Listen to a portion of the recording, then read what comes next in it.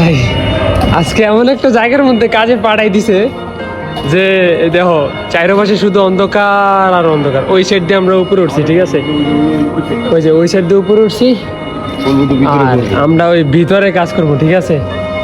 মানে এনে যদি একটা ঘন্টা একটা মানুষ থাকে ওই নিশ্চিত সেন্সলেস হয়ে মারা যাবে, বেউস হয়ে মারা যাবে। অক্সিজেনের বহুত অভাব। এই যে একদম ছাদ আর নিচে আরেক ছাদ, দুই ছাদের জিপসন, মানে আমরা যেটার উপর দাঁড়ানো সেটা জিপসন।